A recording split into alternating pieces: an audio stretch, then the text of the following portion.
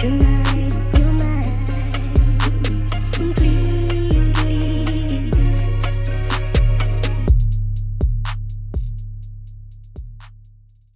morning, everyone. Welcome back to Good Morning Let's Basketball. I'm joined once again by my two co-hosts, Kevin and Victor, over here to my right.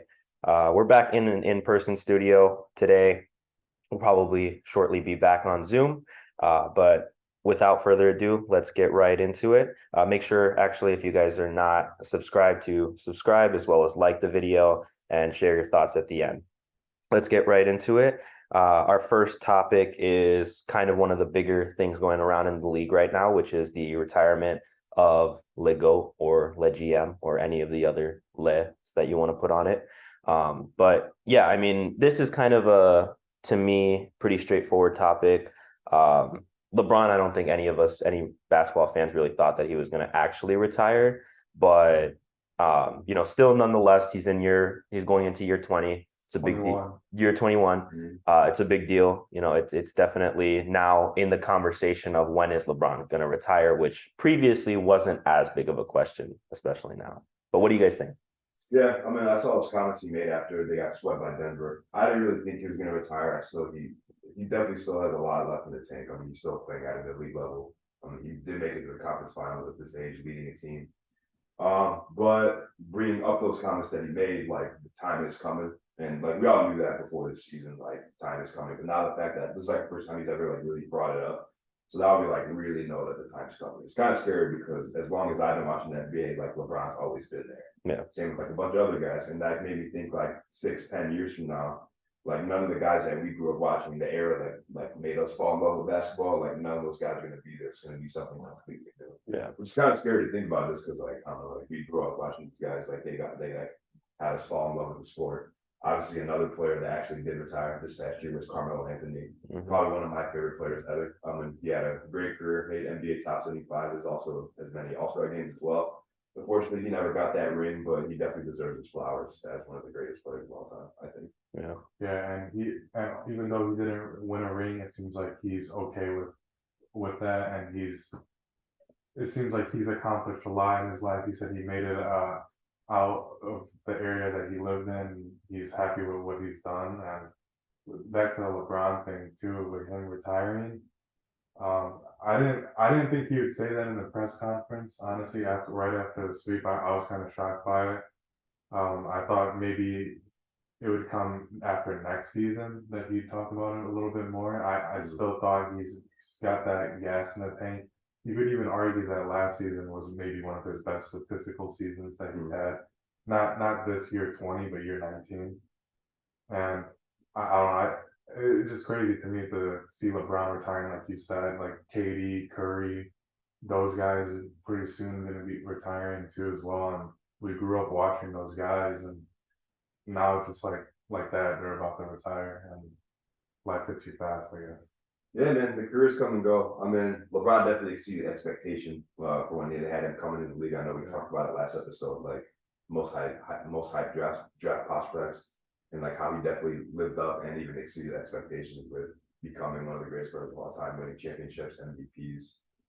But yeah, I mean, it doesn't look like he's slowing down too much. I think he still definitely wants to wait until Bronny gets in the league, seeing how long it takes him to get there, because there's no guarantee, obviously, that he's going to make the NBA or even be a good college player. I definitely think he will. He'll probably go one and done, but that seems like he did say in the press conference, like that's not like his that's not Bronny's goal is to play with his dad. That's kind of something that like more like he want to do. So I don't think he's going to really focus on it too much. Yeah. But I still definitely feel like it's in the back of his mind. Like I don't think that's ever been done in the NBA where someone has played with their son. I know it's been done in baseball, but in the NBA, it's definitely never been done. So it'd be a lot of cool. It'd be very cool to see. So I feel like he still has dreams of doing that. But like I said, we'll see. He'll 38. If I guess, he'll probably have like 3 or 4 more seasons left in him playing. Yeah. If I had to guess. I think 2, but did you see the thing that like maybe like talking about like LeBron going back to college and playing with Bronny since he didn't go to college and he went straight out of the league? Is that even possible? It is possible, and I don't think so, bro. There's no way that the league would let him do that though. Like go back, you know what I mean? I don't think that's possible. So I'm just saying, like, if he was to retire from the NBA and then go to college and just play one season with Can you LeBron, do that though? Can you play pro ball and then go back to college and play I like? don't think so. I don't think so either. They would limit it. just But imagine him like in the league, though, like he'd break probably all the records. Like, in Yeah. college, Yeah. yeah, no shit. He'd drop 100 in his first game. That's malarkey. He'd win them. That's not possible. He'd blow through the March Madness bracket. Imagine being a sports bettor going into March Madness and not putting all of your money on Braun, Yeah. like going into that tournament. I'm I putting the remember house on I that. remember when March Madness started, they said, "Do you think Giannis could carry a 16 seed to like a March Madness championship?" We talked about that, yeah. In real life at this point. Yeah, literally. That's absurd. They were saying the NIL deal would be estimated around 80 to 100 million for LeBron. You don't say. I'm surprised it wouldn't be more, dude. Jesus, it's LeBron James. But yeah, no. So one of the things that I kind of wanted to bring up with this whole retirement issue is similar to kind of the situation. I don't know. I kind of see a lot of the same situation from Tom Brady and LeBron James in the way that like Tom Brady has been known to be a big part of these teams in a leadership role, in that like the same way LeBron is, where they're handpicking guys, they're going and recruiting guys themselves to try to get them to play on their team, things like that. And I thought that when he was kind of pretending to retire, that it was a move to try to get out of LA. And then I found a video of Colin, what's it, Colin Cowherd? Yeah. Okay. Where he talks about the potential of LeBron going to the Warriors and how it's not the craziest thing in the world. Supposedly, there's a trade package that includes, I think, like Wiggins, Jordan Poole, and somebody else off the bench, I think, straightforward for LeBron James. And I think, to me, it all depends on how many rings I see LeBron winning in the next 3 to 4 years. To me, I think 2 is out of the question. I think now that he's lost this one, him catching Michael is out of the question. But I do think that he could possibly get 5. I do think that he could possibly get 1 more. But other than that, I don't think it would be possible. But what would you guys think of LeBron's future if he weren't to stay on LA and go somewhere like the Warriors? Do you guys think that that would help his chances of getting another championship, or do you guys agree with me in kind of saying that it's either one and done or none? I think he should personally just stay with the Lakers. Yeah. I think that team's not far off from a championship level roster, honestly. Like, they got to the conference finals. I think they just need a little bit more like time together to like actually build chemistry with each other. I mean, they have chemistry, but that team only was built from the All-Star break. And to the Warriors thing, if LeBron went there, man, I think the NBA would go berserk. Yeah. That just In a good way or in a bad way? I see it going both ways. I think people would get mad about that. People would be like, Warriors fans would love it. Yeah. Honestly, and anybody who's a fan of LeBron would love it too, because they think they're winning the that's a championship team, honestly. Yeah. But I don't know if it would happen. Contender for sure. But I saw something like Curry. I don't know if you remember, like LeBron was like, "Oh, there's one player I can play with, it's Steph Curry," and like they asked Curry about that, and he was like, "I'm good right now." Yeah, I saw that. I don't know. I don't know if that trade would be possible, just 3 for 1 like that, just because of like salary cap. I don't know if Warriors can afford to have 2 supermax players on their team like Curry and LeBron. So they would definitely have to package a lot more, especially seeing what the hell the Utah Jazz got for freaking Rudy Gobert. At this point, like I don't even know what you have to trade to get LeBron. I'd say there's a few players in the league that are just completely untradeable, just for the fact of like what you can get back. LeBron's definitely one of them. I think he's completely untradeable. I mean, he's never asked for a trade in his NBA career. He's always finished out a contract. Every time he left the team, it was always in free agency. So I think if he ever leaves the Lakers, he'll definitely sign somewhere else in free agency. Yeah. But I think he'll probably finish his off career with the Lakers or with every team Bronny goes to if he wants to play with them. But yeah, I think you should definitely finish off the Lakers. I mean, like you said, like they're really not far off from being a championship team. They made the conference finals. They did get swept, but they kept every game relatively close. I just think they're like a few pieces off and like chemistry, and we're gonna talk about it later in the podcast, some potential trades they can possibly make that happen. Real quick, where does Bronny end up in the draft? Like, what pick number is he? I mean, he hasn't played college yet, so we have no idea. I know I saw a mock draft a couple weeks ago. They had him going like, it was like a projection, like just very raw mock draft. They had him like 10th. Is there a chance that he ends up on the Spurs with Wemby? I mean, yeah, there's a chance, but it's really hard to predict because we don't know how good or bad the Spurs are going to be, and we don't know how good or bad Bronny's going to be. Like, it's a possibility, of course.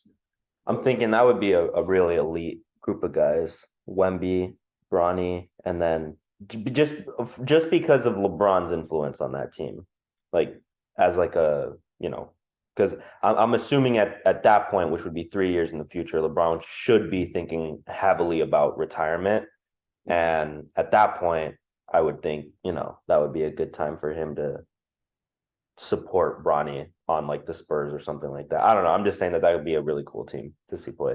I mean, it's definitely a possibility, but we'll see where he goes. But something else that's kind of been blowing up my timeline recently is some comments made by Scottie Pippen recently. He said that MJ was a terrible player before Scottie Pippen himself got to the Bulls. No, obviously I think that's false because like you can pinpoint his stats like, oh, he didn't make the playoffs this year, he got swept this year, yada yada yada, this, that, and the fifth.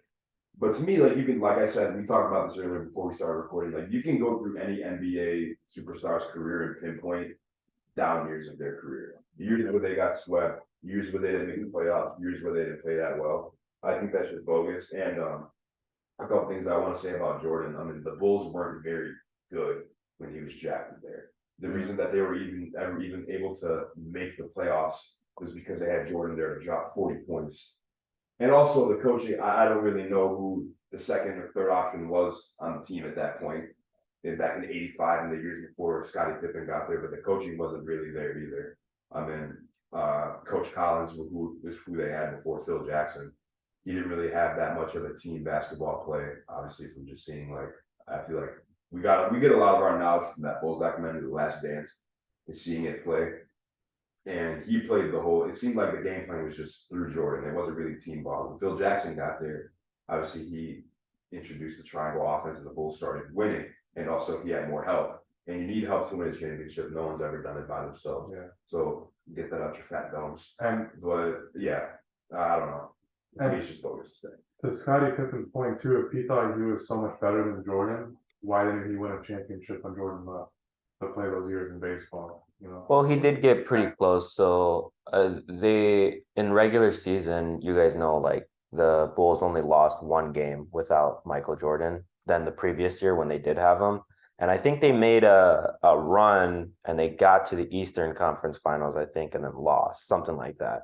So, I mean, you definitely, I'll fact check it. I know the regular season thing. They made the Eastern Conference Finals without Jordan.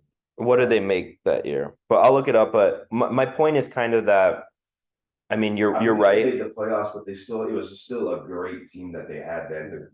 Arguably the greatest coach of all time. Mm-hmm. And like Scottie Pippen's an NBA legend, as well as whoever else they had on that team at the time. But like, I just feel like it's kind of. But then you also think like, okay, if Jordan had came back and Scottie left, or Jordan had came back and they didn't have Rodman, what happens then to that team?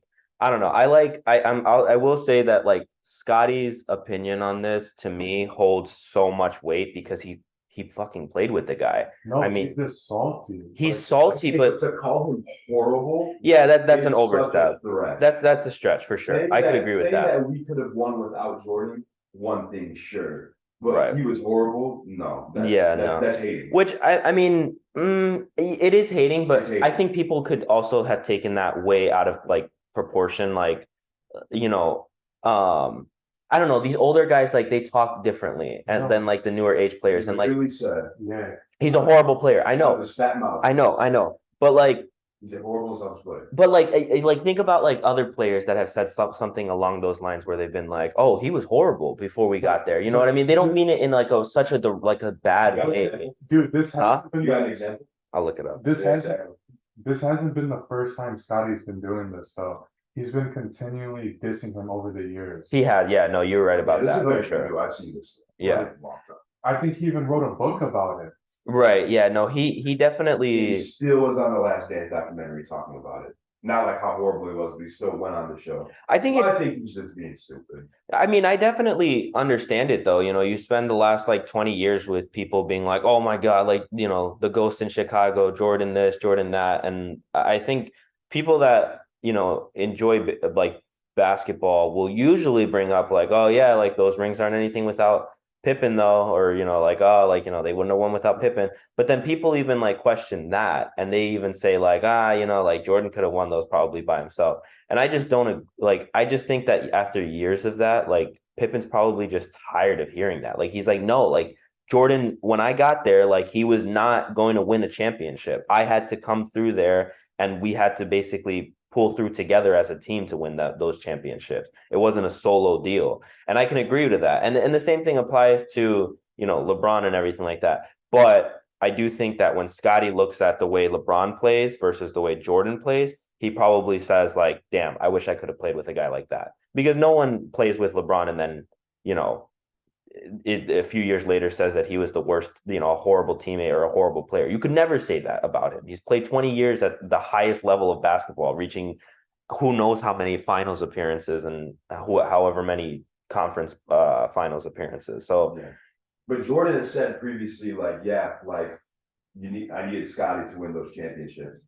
But like every other superstar that's won the NBA finals in the past has said the same thing. Mm-hmm. You need help to win a championship. Jordan never denied that he needed help to win a finals. You can't do it by yourself. You need a team around him. 100%. And obviously, like him to like just go out and after and say that. It's just like it's like saying exactly what Jordan said, but like like worse tone.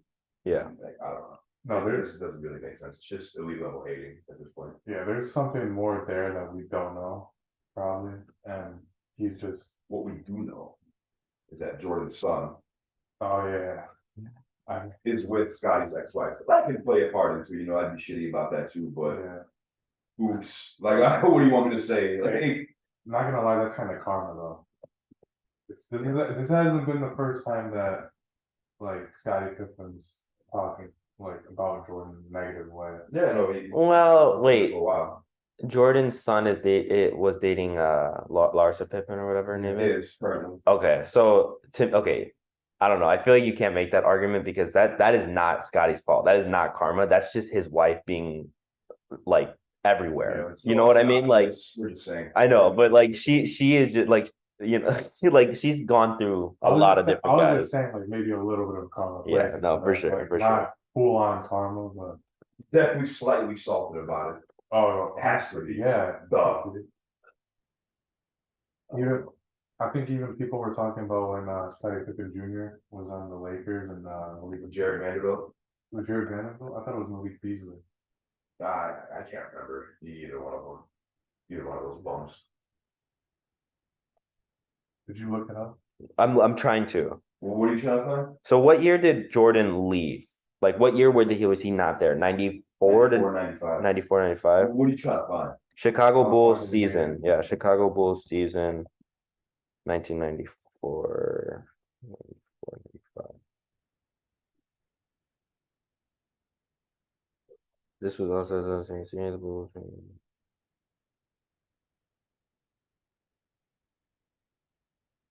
Okay.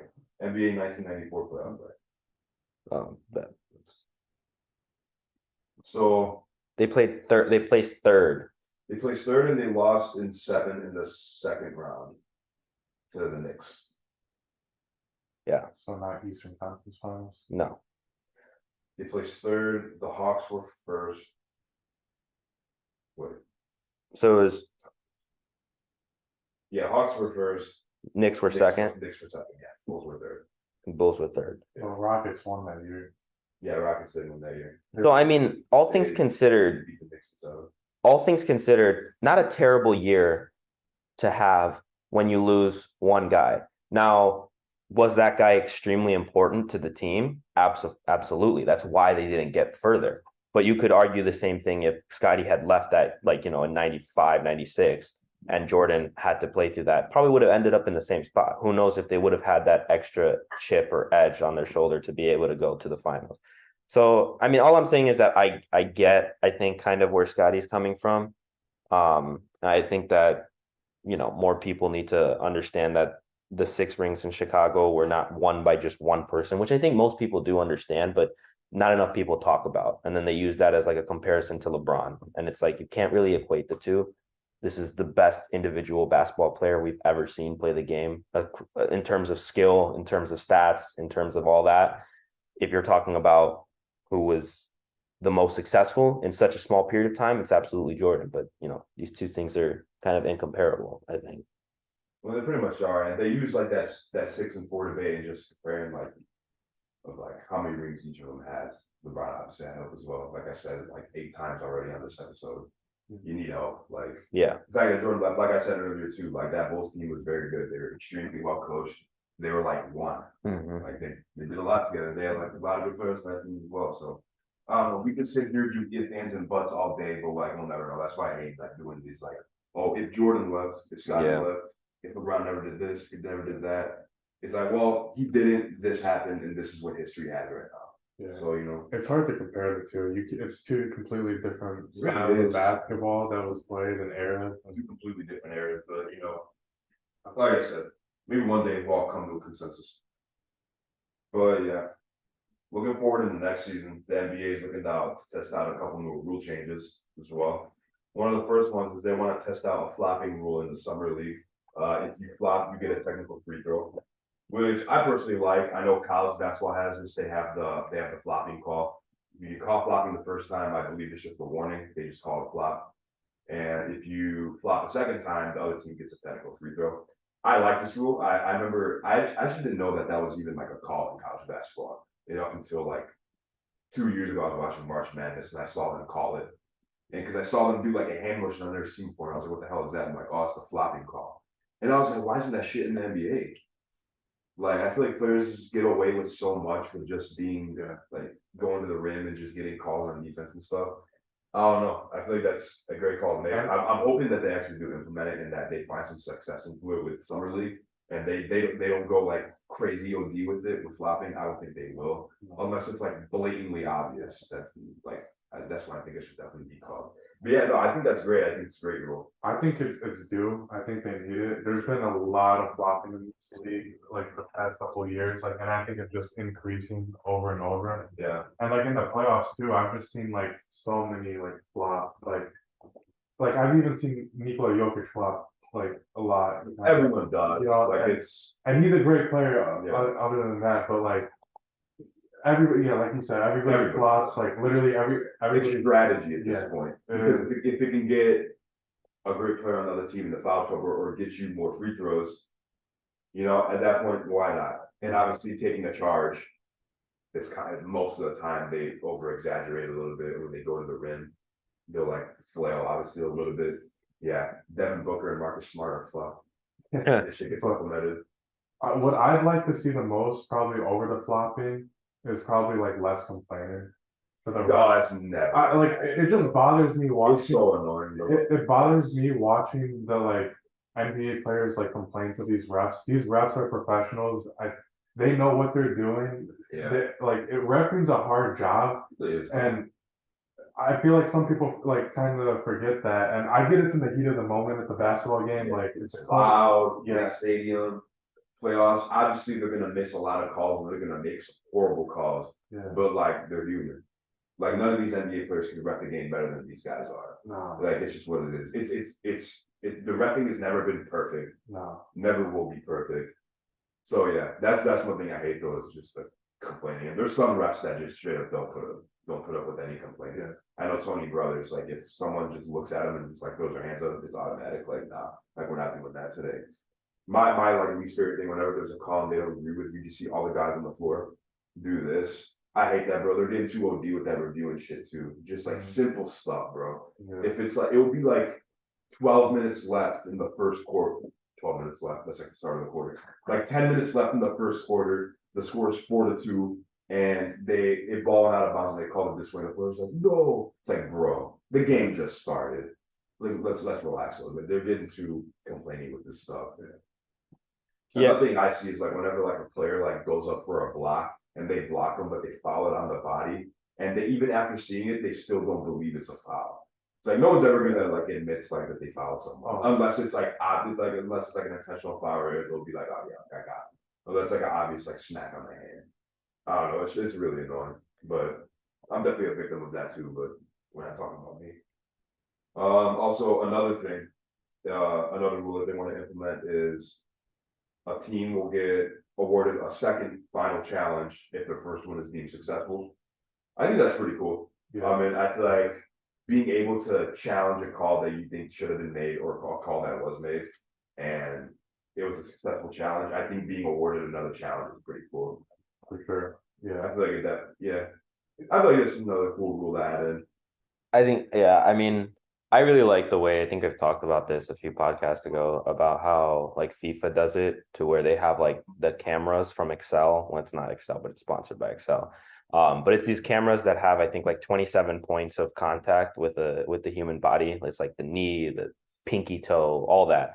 I would like to see more of that, I think, implemented late into the game, just because we can kind of eliminate so much of this constant back and forth between, like you said, the refs and the players being like, oh, was it this, was it that, like this guy deserves to be fired. Well, can't really lie with an exact calculation and like exact pinpoint measurements and stuff like that are caught on camera. So yeah, I mean, they will find a way, no doubt. Patrick Beverley will bring out the biggest camera you've ever seen in the middle of the court and be like, no, look at this. But no, I mean, I think that the league implementing rules like that, the no flopping rule, and then additionally like a second review, the all good things, definitely going to contribute to a more what's the word? Just a better like basketball viewing, I think, for the fans. Now, I will say that I hope they can ride the fine line of not doing like too many calls during games. I mean, we're already pretty foul heavy and stopping the clock heavy when it comes to playing teams like Philadelphia with James Harden and Embiid, or other teams that just pull in so many fouls and get to the line so many times. So I hope that they can balance that line well. If not, we're going to be essentially watching a football game. Yeah, I was thinking the same thing. Yeah, that would be bad. Because there's a lot of stops like in the last like 2 minutes of an NFL game. Bro, everything, man. It's so flag here. Yeah, even with like NBA, like yesterday's game, game 6, Boston Miami, like, it was getting stopped a lot, man. Like, they're reviewing a lot. And that happens a lot, obviously, with like very important games, like last few moments, like they want to get stuff right. But it comes to time, bro, with just the call that's made is the call that should stay. I disagree with you. I think that it kind of helped. Like, to me as a viewer, I really like that they're as strict as they can be, because I get tired like in like when you're watching other sports and something's like not 100%, and then people can use that as a defense for like, oh, this is why they didn't win, this is that they was blown call this, blown call that. Bro, people are still gonna find stuff. They will. Never ending thing. You're right. No, 100%. So much when there's 2 minutes left, it just messes up the flow of the game, because the team can go on a run. Yeah. And all of a sudden we're reviewing this out of bounds call for 5 freaking minutes. Yeah. And it's just annoying, bro. Like, yeah. I feel like sometimes they're getting a little bit too reliant on the review, and it's just, I don't know. Go ahead. I was gonna say, I think, because I know that there's like a team of referees that are watching the game, like in a booth somewhere. Yeah. And I think maybe like if there needs to be a review, those should be the guys that like watch it really quick and then tell the referees on the court, hey, this is the call that should be. Is that not what they do? I feel like already? that's definitely what they do already. I would hope so. No, but I would hope so. But it doesn't seem like they do. It seems like it takes way longer, because in FIFA, bro, I'll show you guys a video after the podcast. I'm telling you, they did like a little like clip of what it sounds like for the referee, and the referee literally is like running down the field. He goes like, "Is it offsides?" And then you hear 40 different people being like, "We're measuring it now. We're measuring it now.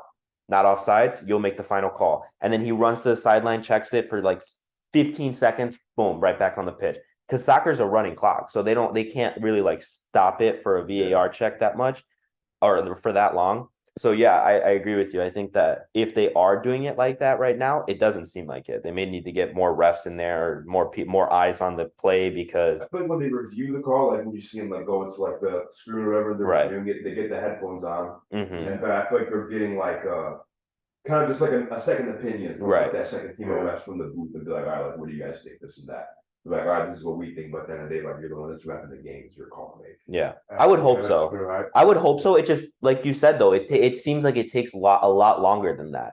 It doesn't seem like it's It does. a quick conversation. It No. seems like it's like he's sitting Like there. 5 minutes minimum. Yeah, like he's sitting there just They mulling literally check over. all the camera angles, it seems like. Mhm. Like it's like they have 15 cameras and they're looking at each one to make sure that that was the right call. Yeah, Instead of like being like seeing the first one clearly, yeah.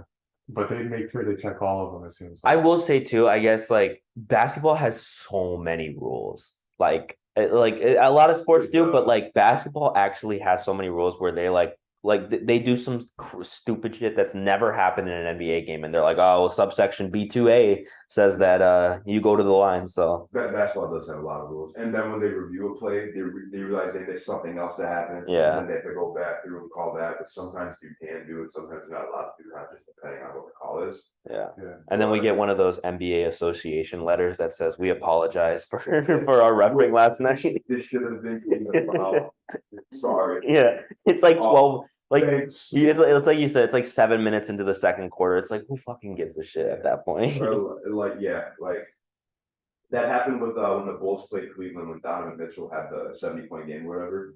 It was a free throw violation when he got that rebound on his own missed free throw, and then they tied it up and the game went to OT.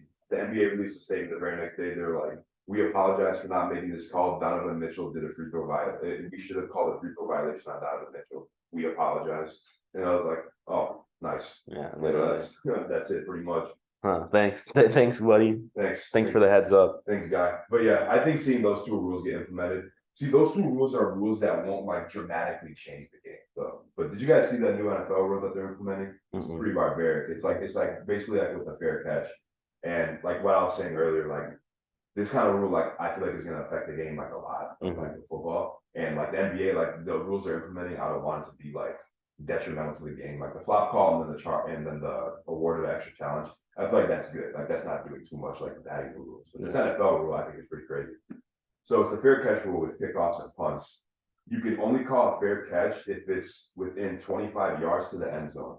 That's the only time you can call a fair catch now. If it's kicked on the 25-yard line or past it, you can't call a fair catch.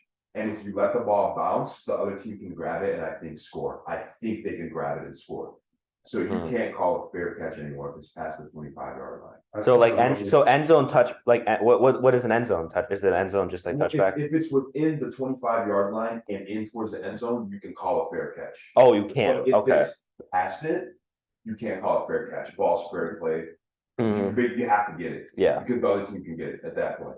Okay. So we're probably going to see some new like strategies with kickoffs 100%. and punts. They probably don't want to put it down the field anymore. Yeah. So, but that's kind of scary for punt returners, bro, because punt returners have already been getting popped on like punts and kickoffs and stuff. So I'm calling it right now. crazy. I'm calling it right now. There's going to be a punt returner that forgets the rule. He's going to end up on the 26-yard line. He's going to call a fair catch, and then whoever the hell, some 300-pound linebacker named Garrett is just going to steamroll through him and plow him over. That's a crazy rule. See, that's a rule that changes the game a lot. It does. It changes strategies. And it's gonna be a lot of close games where that happens, and that's gonna be like the determining factor. That's better than a squib kick, isn't it? Well, we're probably Or not a squib kick, but an onside kick is what I meant. Maybe at this point, but like I said, like we're going to see a lot more strategies with kickoffs and punts now. Yeah, they don't have to put it all the way down there. Yeah. It's fair ball if you kick it shorter.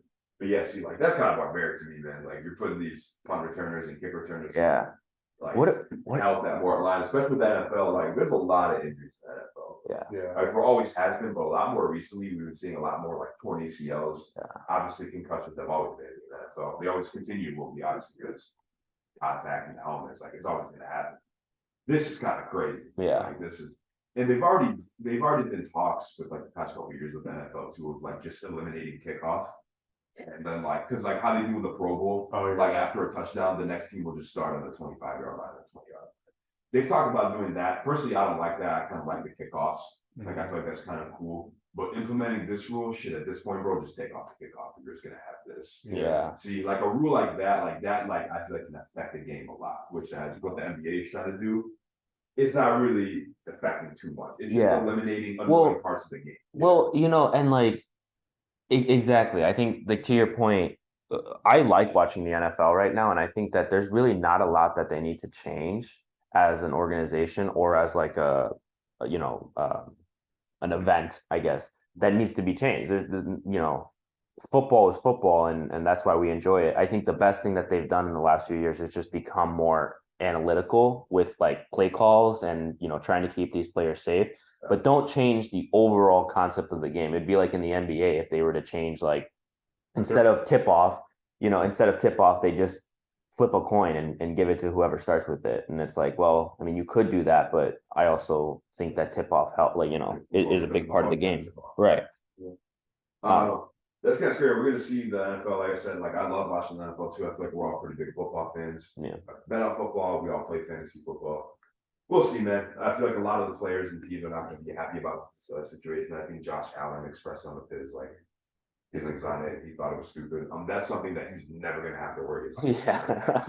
He's one of the most protected players on the field. But still, even he's like, no, this is dumb. Yeah. I don't know, man. We'll see. Just real quick, I want to say something. What about like a squib kick? Like a really low arc kick that drops on the 27-yard line or 30-yard line and then rolls all the way to the 10. That's such like an elite, huh? It's playable. Right. That's what I'm saying. Like that's such a crazy change to the rules now, though. Like I don't know. I just had to get that off my chest. The squib kick thing. We'll see with that rule, man. But hopefully the NBA doesn't try to implement anything like that. Yeah, something crazy. But yeah, obviously with NBA offseason coming up, hopefully we're gonna see some big things made. Just I don't know, I like seeing a pretty eventful offseason just with trades. Only thing to get us through the summer. Yeah, pretty much honestly, because there's really nothing to watch. I'm not gonna sit down and watch a baseball game. You're nuts. Yeah, you're crazy. You're nuts. But there's like 100 of them a day. Yeah, there's like 50. Take your pick. Take your pick of torture. They play like 150 games, bro. It's too many. Like I'll watch playoffs for baseball because that's pretty entertaining. Yeah. Okay, I don't even watch baseball playoffs. I watch the World Series. Like I watched Game 7 of the World Series. I'm really lying right now. And only if it's two teams that we know too. Yeah. I'm like, oh, that Astros, sick. Yeah, I watched Game 7 of the World Series. I'll go to baseball games. Oh yeah, that'd be fun. That's fun. Yeah, baseball games are a lot of fun to go to, especially seeing like different ballparks and stuff. Yeah, I'll go.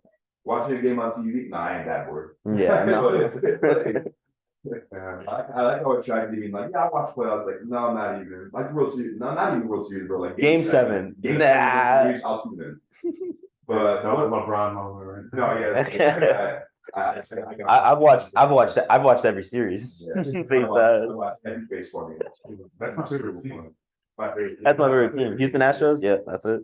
So what was your favorite game this year out of the 150 that your team played? It was that one, buddy. Buddy launched one in the far field. Yeah. July 6th. Yeah.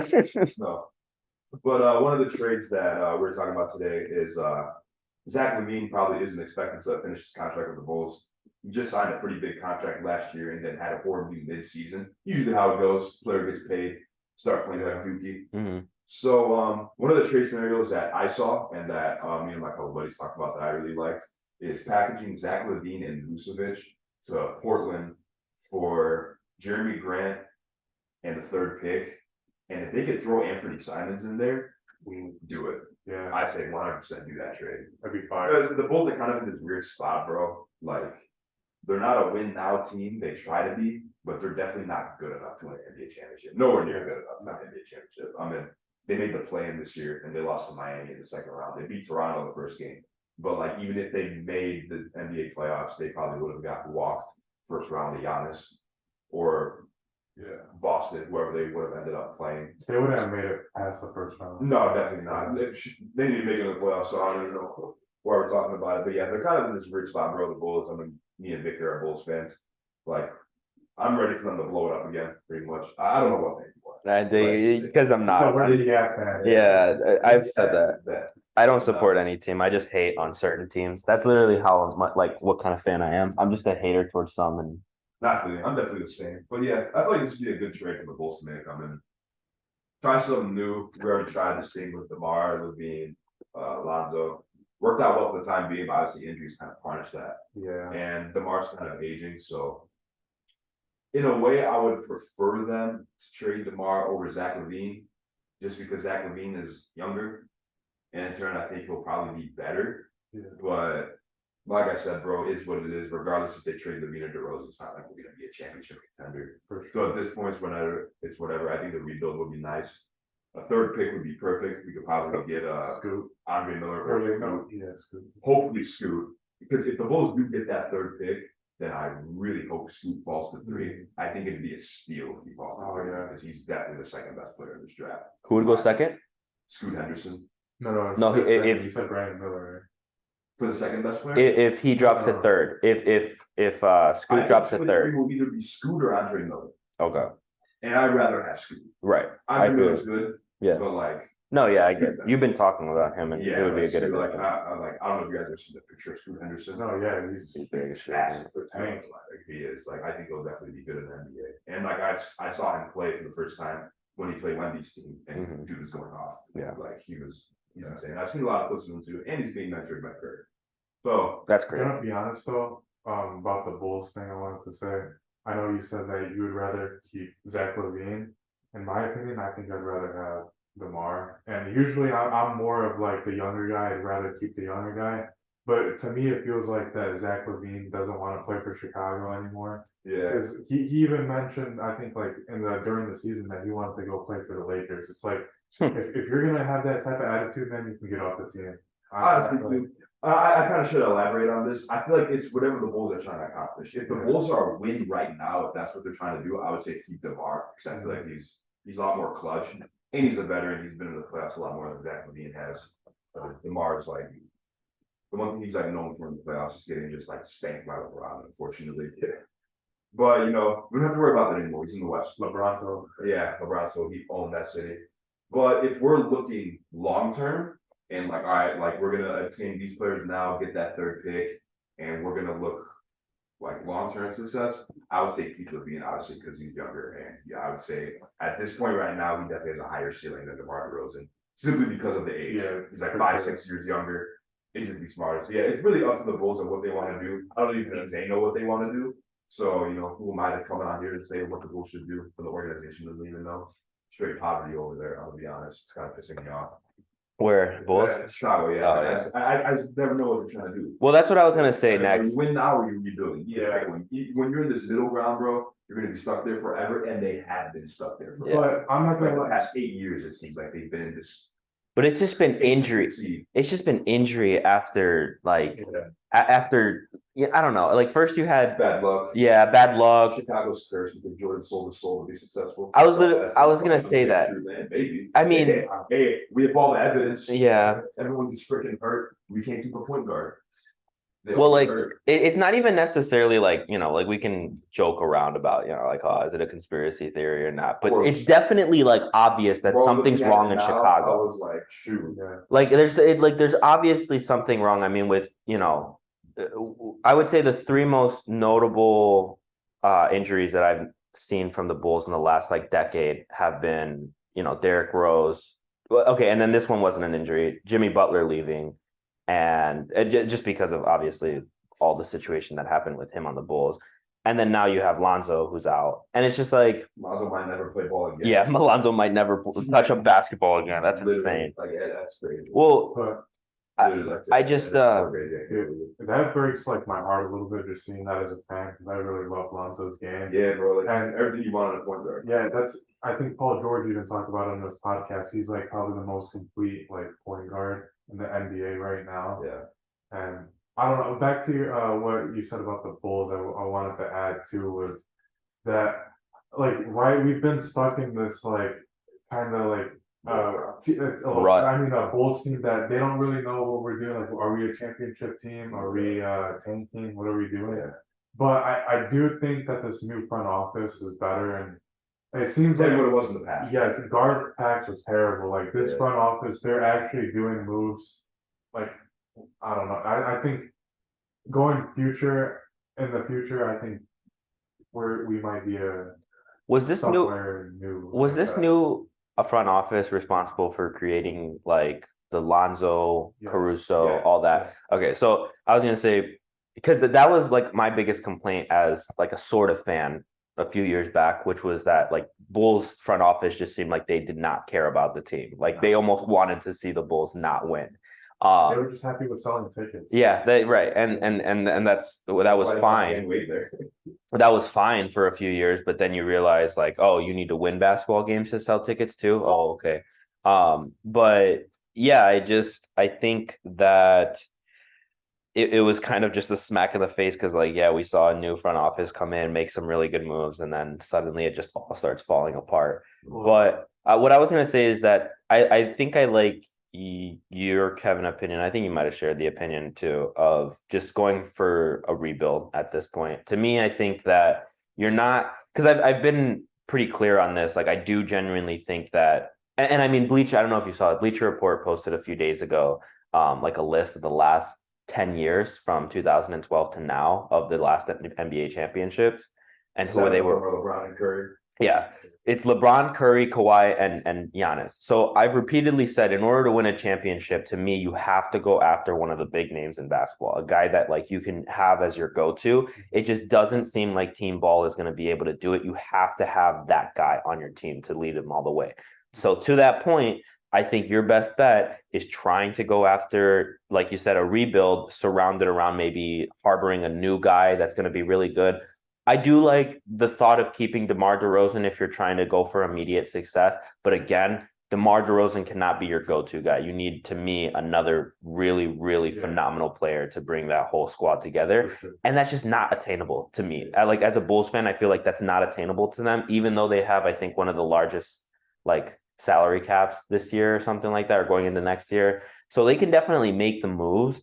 It's just I don't see that as something that's attainable for them of like, you know, getting somebody like, I don't know, Jaylen Brown. I genuinely would love to see Jaylen Brown on the Chicago Bulls. Oh, yeah, I would love to have Jaylen Brown over here. No, the Bulls would probably sign Harden, if anybody. And then that's the day I won't be a Bulls fan. Yeah, that would be, dude, that would be awful. Bulls sign James Harden this year, which I definitely don't think they will. Yeah. Honestly, I don't even know. I don't know if they could. If they did that, that'd be crazy because that'd be like so out of the water. Yeah, and it's like, oh, James Harden to the Bulls. Yeah, because that was almost like the Mavericks when they got Kyrie. Like nobody saw that coming.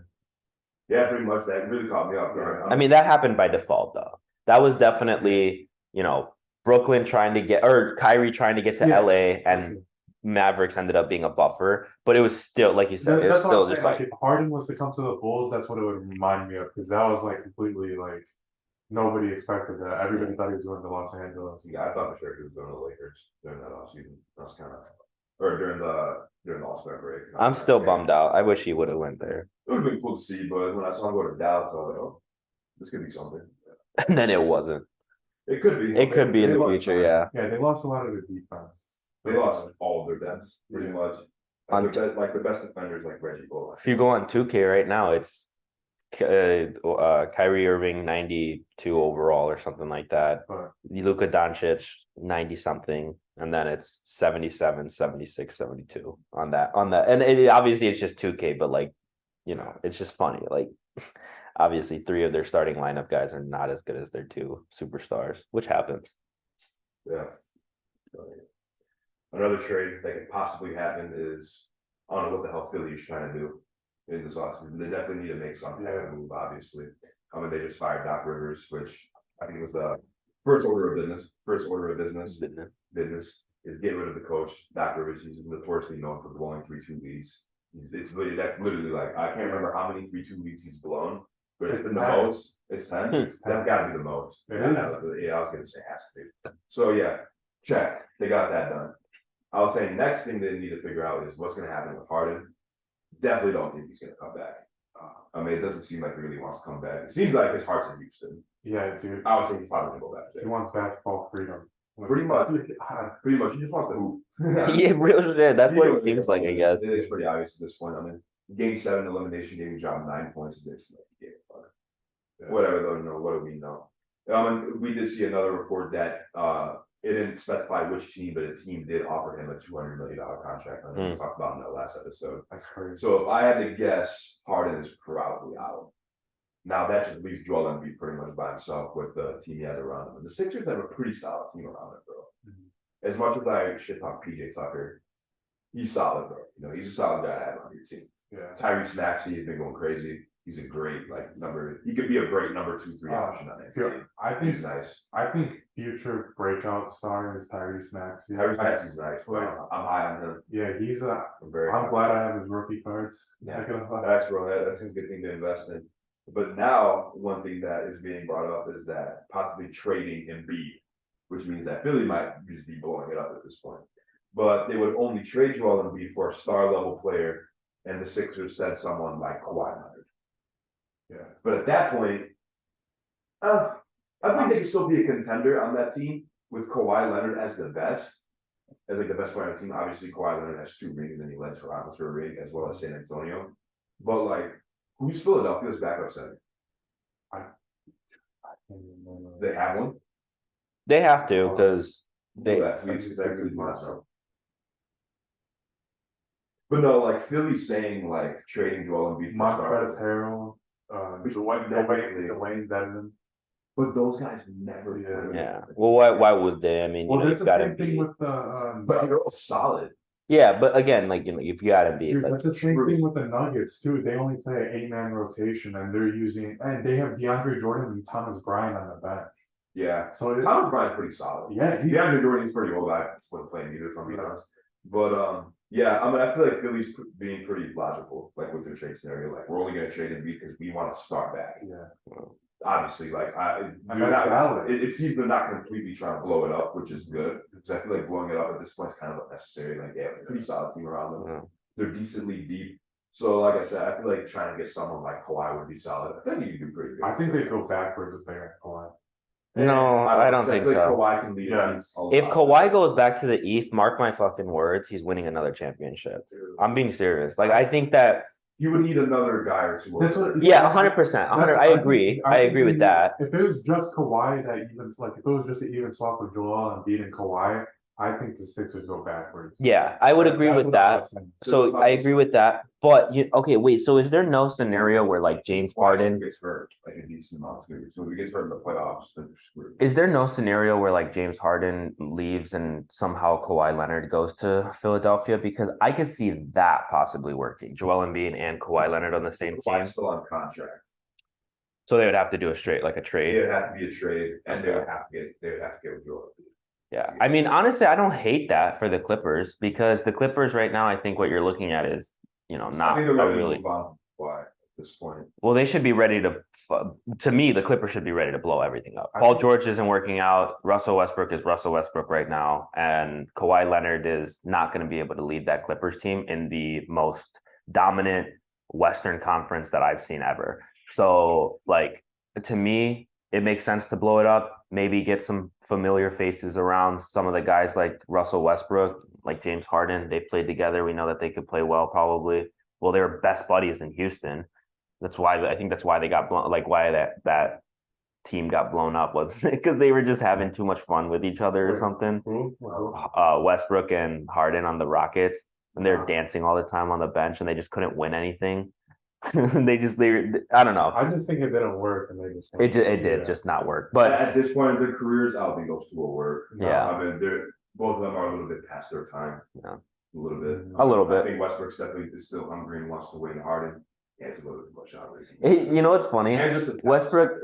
Westbrook is still hungry and wants to win, but can't because he's playing like ass. And Harden is still playing well, but doesn't want to win. So it's a match made in heaven right there. It is true. Maybe putting them together, they could figure each other out. But no, I do like Kawhi Leonard Kawhi Leonard back in the East. I think it would bring some more competition back. And I know that's kind of crappy to say. I know you guys don't agree with that. I think the two conferences are just as good as each other. I don't agree. I agree because here's why. West has better talent. Mm-hmm. East has better overall teams.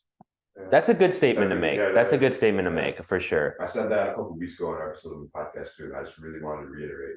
There's better talent in the Western Conference. Yeah. The Eastern Conference had better teams, like better overall team chemistry, better coach, better Look at the Heat, bro. They made the conference finals. No, yeah. More than half the team's undrafted players. Yeah. Better coaching in the East too. I do stand by my thought though of Kawhi Leonard goes back to the East and he gets to the Eastern Conference Finals, if not past.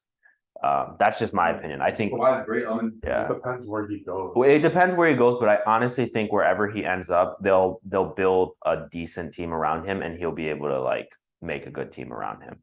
Although Kawhi was playing great in that Phoenix when they played Phoenix this year. Before he got hurt, dude was scoring like at least 30 a game. Yeah. Very efficiently too. Right. On top of that, I literally saw a clip where he ripped KD, took it down and dunked it. Yeah. No one's ever done that. Like, and he probably did it with no smile on his face. Just the absolute most unresponsive smile or face you've ever seen. Just running on the court. Well, I think he could definitely find maybe a little bit of success in this season in Philadelphia. But like I said, he's definitely going to need slightly more help, maybe like another better big man. Yeah. And if they can play team ball pretty well, they see pretty well right now with Tyrese Maxey, but that probably won't be enough. I think LA will make some big changes to their team moving forward in the next few years. Or sorry, next season. No, not just the Clippers, but like in general. I just think a big name is definitely coming to LA, whether that be Kyrie, Kawhi. Somebody's coming to LA. Yeah, I'm so confused who you're talking about. Which team are you talking about? Did I not say Lakers? My bad. You okay. didn't say either. You said you just said LA. I just said LA. Okay. When I say Clippers or Lakers, yeah, LA. When I say LA, I mean Lakers, but that's my bad. How are we supposed to know? I'm telling you. Whenever I say LA, I mean Lakers. I'm not gonna... The LA Clippers are not part of LA. They're just there buffering. No, they're that other team. No, I'm just messing around. I wanted to say that I just think that there will be a big name that will come to the Lakers. Who that will be, I don't know. But Kawhi was interested, or they had a lot of interest in Kawhi a few years back before they were interested in Kyrie. They've had interest in, a ton of guys. Right. So to me, it feels like that the Lakers have become the new New York Knicks. That they think they're going to get everybody in free agency. Yeah. And it seems like that everybody's going to be traded to the Lakers. Yeah, okay. That's what it feels like to me, because that's how the Knicks were a couple of years ago. They're like, oh, Zion's coming to the Knicks. KD. The biggest difference, though, is that like LA can make that happen. Yeah. The only time that they can't is when teams like Brooklyn are like, no, we're not going to give you Kyrie. Why did they do that again? Did they ever really like Brooklyn not give Kyrie to LA? They just said under no circumstances will we give Kyrie to LA. So it was a situation with the owners being like a little bit shitty for him asking for a trade. Because we saw this with the Utah Jazz when Donovan Mitchell. So it was more just about sticking it to Kyrie. Yeah, not letting him go. They wanted to be like, oh, you want to get a trade from us? Like, we're not going to trade you to the team that you want to go to. That makes sense. Because rightfully so. If you ask for a trade, like I think you should be ready to go anywhere. So if you sign a big contract for the team and you sign like you want to be like they expect you to be loyal and be there playing, and if you ask for a trade, but I want to go here, I'll be like, oh, okay, yeah, fuck you, send them to fucking Detroit. So actually, I would disagree with that. I'd say if a player were to ask me, like, oh, I want out of here, okay, I'll send you where you want to go. But here's what I just realized. It's not the same situation for Kyrie. He up and just didn't play for them for like more than half a season and gave them problems left and right. So that combined with him then just being like, I want out. That's why they stuck it to him. Because any other player, if he would have stuck out there and like at least played a season, I don't think they would have had that much of a problem with him leaving. But I don't know, man. I think it was just more to it that we like, because I remember Kyrie was like, oh, I'm glad KD got out of there. So like definitely there's some behind the scenes stuff that we may never know. Yeah. With that Brooklyn team. Right. Yeah, they don't seem very well managed and definitely weren't well coached before they hired Steve Nash. But they got a future now with Mikal Bridges and that. Yeah, they got depth now, and they got a lot of like young players. As well as I don't know what Ben Simmons' future holds, but he's there. He's on the roster. He's there. But no.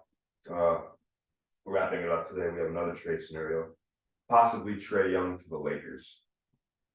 Whatever. I'll be honest, I really I used to be pretty big on Trae Young, but these past few years, my hype on him kind of just slowly declined. I definitely don't think he's going to get anything done at Atlanta with the current situation they have, especially with DeJounte Murray. And I think I said this before. I feel like the Hawks should probably prioritize building around DeJounte Murray better than Trae Young. Yeah. I don't think DeJounte Murray is better than Trae Young. I think Trae Young is definitely better, but I feel like he could probably do better for that team. And he offers a little bit more than Trae Young does. Because DeJounte Murray is a pretty good scorer, good playmaker. Trae Young is also those things, but Trae Young can't guard Dame. Like, DeJounte Murray is a pretty solid defender. Like, he averages a lot of steals. He made defensive first teams. So I just feel like building around DeJounte Murray would probably be just like a little bit better. As far as where they could send Trae Young, Lakers, sure. I don't really see them succeeding with too much with Trae Young, but then again, they do have LeBron and AD. Yeah. So they could very much definitely find success. I don't really care where that troll goes. You can go anywhere. You can go to China for all even there. So, I mean, I thought that DeJounte Murray would be like a little bit helping them, the Hawks, but it just seems like they didn't really do much together. Like they were just a very average team, like Horribly average. like Most average team ever. Yeah, I've never seen an average team more than them. Like Lose, win, lose every other day. Crazy. And horribly average. They took Boston to 6. Yeah. They played pretty well in the playoffs. But then again, they just had a team that was just straight up better than them. So Boston was destined to struggle in this series, though, or in all of these playoff series. But I think even Trae Young had like some like issues with the head coach as well. I remember seeing like maybe into it, and I saw the same. But if not Kyrie, if Trae Young went to the Lakers, because the Lakers are probably not going to sign D'Angelo Russell back. Yeah. And LeBron wants to fade more into role as a secondary scorer and a playmaker. So I don't know how that would affect like LeBron's role in transitioning to that playmaker role, because Trae Young is more of a playmaker than he is a scorer, in my opinion. Yeah, I mean, I'd say he's definitely more of like a playmaker, like shooter. Yeah, he's a great shooter. He can hit the 3, and he can. I'd say he can score at will too, for sure. But then again, if AD can stay healthy, he'll be that #1 scorer. He's like that X factor for the Lakers to succeed. Yeah, but they have Trae Young there. It would be interesting to see how they would play. I feel like they would play very well, running the pick and roll with Bronny and AD. Trae Young running that. I feel like it'd be solid. It would. I just don't really have faith in Trae Young. Actually, that makes sense then. So, like, if AD is the #1 scoring option, LeBron's at 2, and then Trae Young's at 3rd. Pretty much, yeah. That makes sense. Because one thing the Lakers also lack is shooting. Yeah. Trae Young's a great shooter. That's true. And especially, this could be good if Austin Reeves gets paid somewhere else. They could just say, all right, piss off, then we'll get Trae Young. But that kind of seems better in a way. Reeves is good and solid, but I guess the more we're talking about it, the more I like it. Actually, I was originally going to say the same thing. Like, I don't really care where Trae Young ends up. And I was thinking as you guys were talking, like, what position would match better to that Lakers team? And my first intuition was to say a wing player that can shoot and a wing player that can like drive, but they don't really need that, do they? I mean, that's kind of how they've been losing certain games. It's just they're in the paint off the bench, so yeah. I feel like they need a guard. Yeah, they do. They need a good guard. Because D'Lo, he was playing pretty good, but conference finals kind of pooped the bucket a little bit. And it seems like they're ready to move on from him. I don't think they really had anticipations of him being there long term. I said that, yeah. They have good forwards, they have good bigs. Obviously, they have LeBron and Marie as a big. They have AD as a big. Bigs and forwards that are good, they need a guard. Yeah. They need a very good solid guard. Like I said, they do have Reeves, but you do need another. You can't rely on Austin Reeves. And like I said, he could still leave. He could get paid somewhere else. I mean, you got to specify get paid somewhere else. He's probably going to take it. Yeah. So if you bring in Trae Young, like you said, kind of the more we're talking about it, I do kind of see it doesn't make sense bringing Trae Young to the Lakers. Yeah, right. That's what I'm saying. Yeah. Now that I like kind of like put the piece together, a lot of people thought about it. I was like, oh, that could actually be solid. Yeah, because I don't think they'll win because fuck Trae Young. But no, fuck AD. AD's gonna get to the fucking conference finals next year and turn into that picture of Donkey from Shrek, where you just AD played pretty solid. He did play the whole way through. I think that last game though, that it was game ass. one when he put up 34 points and 10 rebounds and still got outplayed. That just shows Jokic's dominance. Yeah. Dude, Yeah. he's No, I been mean, playing out of his mind. Yeah, I mean, he averaged. No, I was saying Jokic. Yeah. Just I'm no. gonna say AD. AD in the well, both of them, but I'm just saying like AD in the playoffs averaged the most rebounds and blocks. Yeah. Yeah. He averaged 13 rebounds and 3 blocks. Defensively, he was crazy. He was crazy. Yeah. No, that I don't think anyone was. I think we've said it like 100 times, and or maybe I sound like a broken record, but that Nuggets series purely to me was in the hands of Jamal Murray.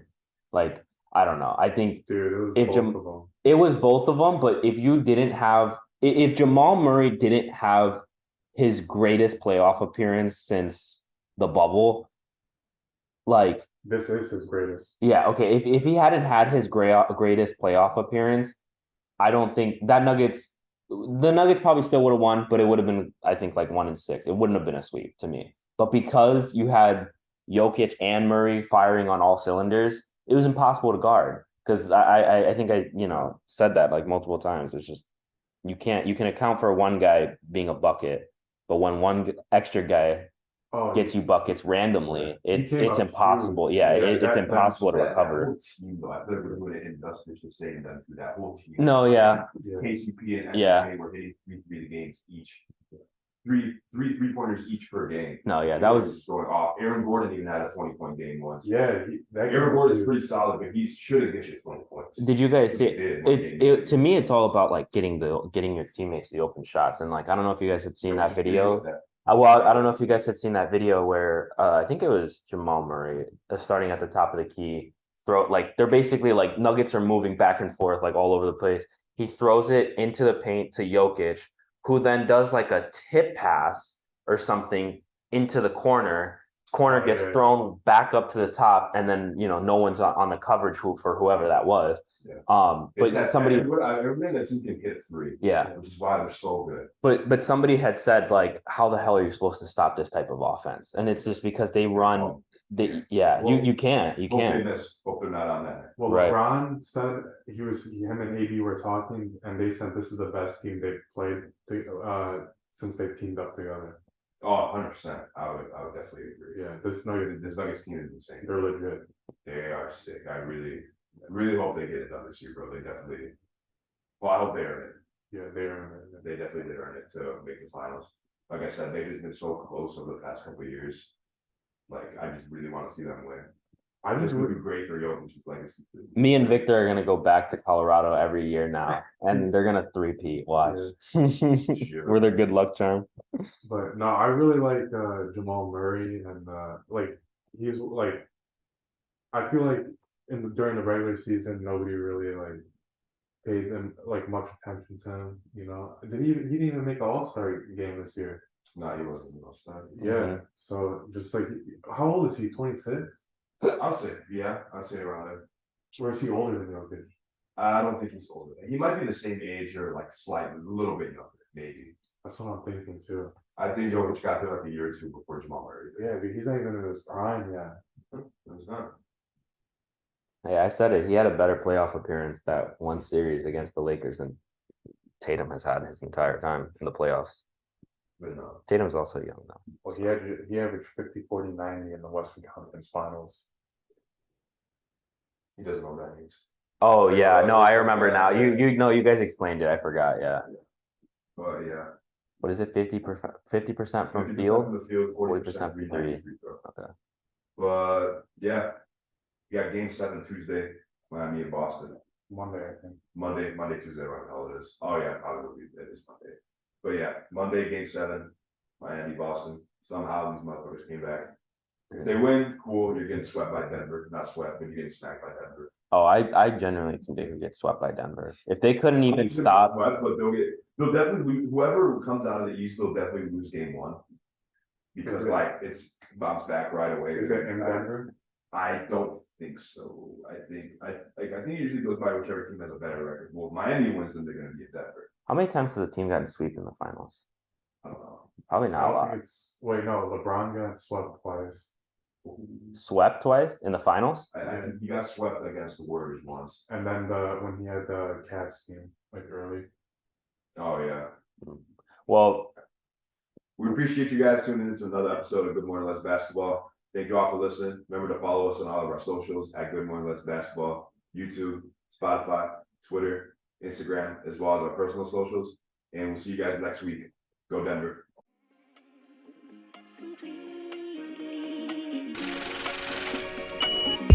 Tonight.